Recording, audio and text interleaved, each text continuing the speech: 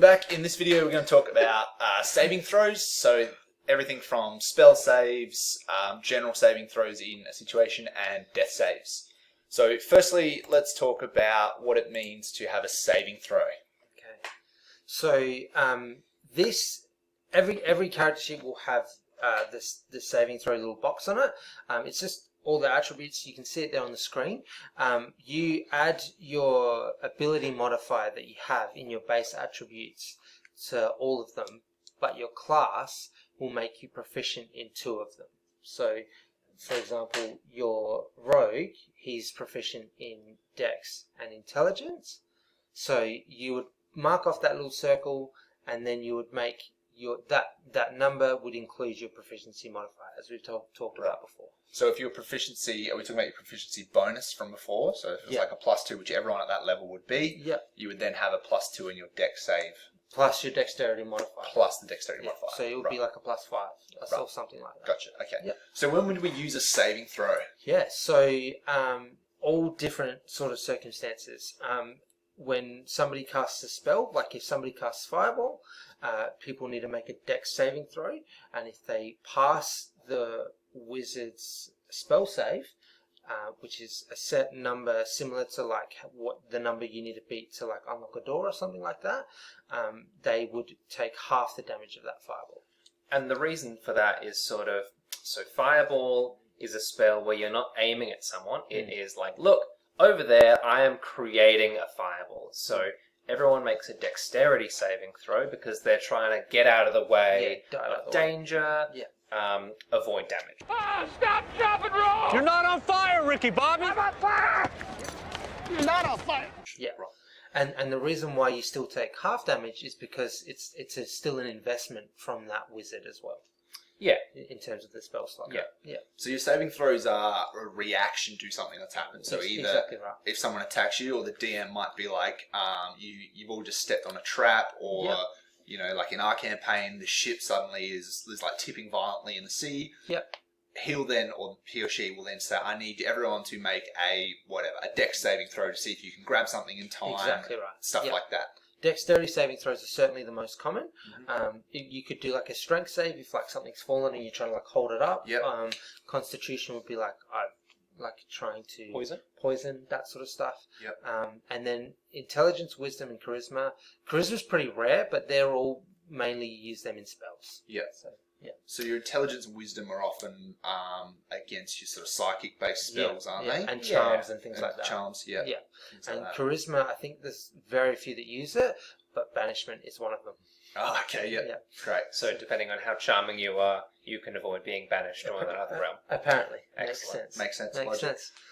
So your saving throws in these versions of will be prompted to you. Your DM will say, I need you to do this, or if for whatever reason another player attacks you in combat, the DM will help assist that of like, you need to then make this saving throw, and we'll compare that off their stats. So we'll talk about how you get these values when we do the characters. But that's your basic saving throws. But again, all you do is I need a Dex save, you roll your d20 and add whatever modifier you have. So I rolled an 18. If I had 5 for my dexterity, I would get a 23. So exactly. Checks out. So the next thing, a very important aspect, is our death saves. So we've got this hit dice concept, which we'll talk about a little bit later, but let's look at death saves first. So in this game, when you go to 0 health, you do not instantly die. Not most of the time. You go unconscious, and then you enter what's called the death saves. So every turn of combat that you are in, you roll a straight d20, so you add no modifiers, and whatever that comes up with, if it's a 9 or lower, it's a failure, and if it's 10 or higher, it's a success. And if you make 3 failures, your character dies. And if you... Forever. It's probably. He gone.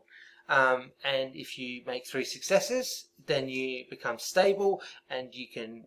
Basically, you're not dying anymore. But you're still unconscious, but you're not dying. So it's basically your last chance at keeping your character alive. Once you've been knocked to 0 hit points, you then have to wait every turn. So if it was the 3 of us playing, I would roll my first death save, Jack would have his turn, Dylan has his turn, it comes back to me, I roll my next death save. And it repeats that cycle until I either get 3 successes, and if I get 3 successes, what happens then? you become stable. So you're still unconscious, but you're not dying So anymore. I've still got the 0 health, Mm. but I'm not dead or dying anymore. Exactly. I'm just going to maintain this limbo until someone comes and heals me or exactly something right. like that. Or a certain amount of time. Yeah. Yeah. And then on the flip side, if I roll the 3 death saves, that's the official game over. Your character is now dead. You need to make a character.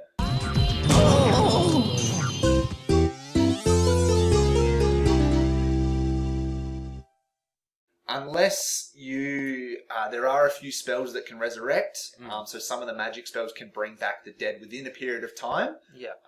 So if you've got that, that's a possibility. But in a lot of cases, once you fail the death saves, you're dead. It will take a while to get to those as well. Yeah, that's high level. And yeah, but that's basically that. Also, something to be aware of. Say if you fall unconscious and your mate, who's a wizard, casts fireball, and your body happens to be in that vicinity, that's an automatic fail. Right. So is that the same as if you're attacked? So if you're down and the enemy just comes and stabs you or something in its turn, that fails the death save as well. Exactly. And if you're unconscious and they attack you, it automatically crits, and that counts for 2 death saves. Ooh. Okay. So yeah. So nasty. So when you're unconscious, you really need your friends to try and get you up really quickly. And often that'll come down a little bit to the DM a little bit as well. In the ones that we've played, generally the DM is a little bit more forgiving in that he doesn't attack the unconscious people. He generally attacks the ones that are still alive. It doesn't make sense. Like if you're bleeding out, dying on the floor, they're going to focus on the people that can still kill them. Yeah. Yeah. The DM's got to be pretty rough if he just sent everyone to attack the unconscious guy when there's living people. Dylan, you mentioned if you are unconscious and making death saves, you want your teammates to come and help you out, get you out. What can your teammates do to help if you're on death Yeah. save? So any sort of healing spells, so like cure wounds, healing word, that sort of stuff. There's also spare the dying, which is a cantrip, which just stabilizes you, doesn't bring you back up, but you're not rolling death saves every turn. That's usually the main way. So if someone casts a healing spell like cure wounds, you said, does that mean you automatically succeed all your death saves? So if you're unconscious and somebody casts cure wounds on you, you come back up. You're now conscious with the amount of hit points that you've been healed for. Gotcha. So if you're in that scenario, someone's cast, say, cure wounds, you come back with like 10 hit points, and the next round you get knocked unconscious again. Do you reset your death saves? Absolutely. So you go back to having not rolled anything again. It's not banked there. I've already rolled one from my last death. Exactly right. Excellent. Okay, great. Yeah. So then the last thing is, if you're in a combat scenario and I'm knocked unconscious and I'm rolling death saves, what happens if I'm still rolling by the time the combat is over? So we've finished combat and I'm on the ground with the death save or 2 left. Yeah. So that is determined by your DM. Normally, it depends how long. In my opinion, it depends how long it takes the party member to bring you back up. If I make you roll another death save. Okay. So it just sort of depends on the DM and the situation. So the DM will dictate that, and you could well be in a scenario where no one in your party has the ability to help you, and then you just have to roll your death saves and see what happens. Or possibly just no one tries. Yeah. Yeah. Maybe they don't like you. That's possible. In and Rough. out of the game. Rough, but possible. Excellent.